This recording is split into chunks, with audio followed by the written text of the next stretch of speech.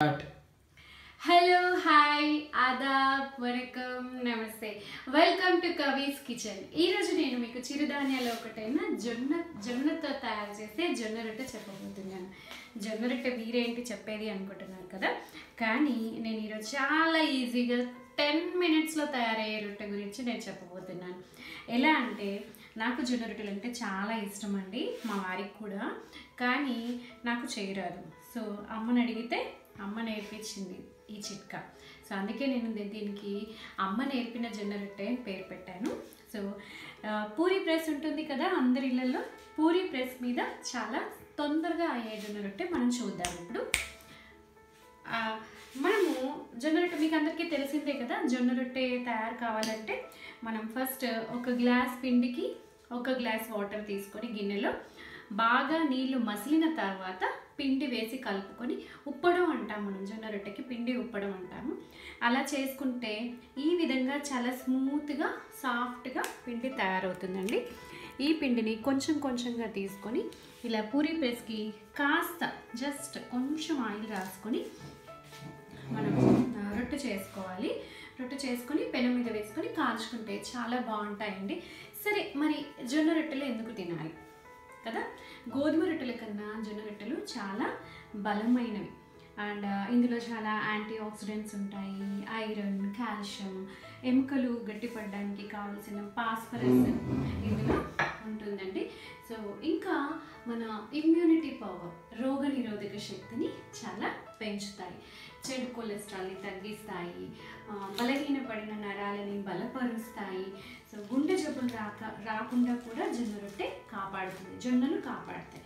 So మనం రోజు మన డైట్లో జొన్న రొట్టెని భాగం ఖచ్చితంగా చేసుకోవాలి. గోధుమ రొట్టె కన్నా కూడా జొన్న రొట్టె చాలా చాలా మంచిది. అండ్ ఈరోజు మనం ఇంకొక విషయం గురించి కూడా మాట్లాడుకుందాం.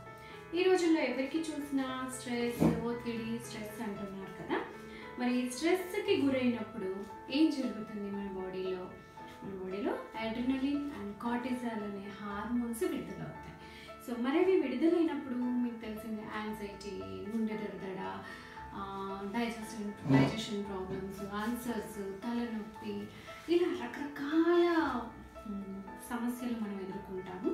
సో మనం అలా కాకుండా ఉండాలి అంటే, ఒత్తిడిని తగ్గించే హార్మోన్స్ మన బాడీలో విడుదల అవ్వాలి అంటే ఎండార్ఫిన్స్, సెరోటోనిన్ అండ్ డోపమైన్, ఈ 3 హార్మోన్స్ విడుదలైనప్పుడు మన స్ట్రెస్ తగ్గిపోతుంది.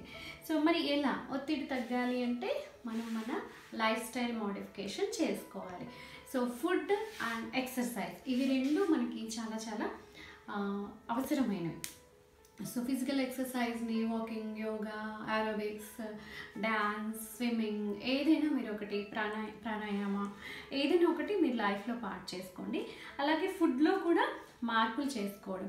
సో మనం రైస్ అండ్ వీట్ని డాక్టర్ కాదర్వల్లి గారు అయితే బాగా చెప్తున్నారు. రైస్ అండ్ వీట్ని అవాయిడ్ చేస్తూ వాటి ప్లేస్లో మిల్లెట్స్ని మనం యాడ్ చేసుకుందాం. సో దట్ మిల్లెట్స్ ఏం చేస్తాయి, ఇవి లో గ్లైసెమిక్ ఫుడ్స్ అనమాట.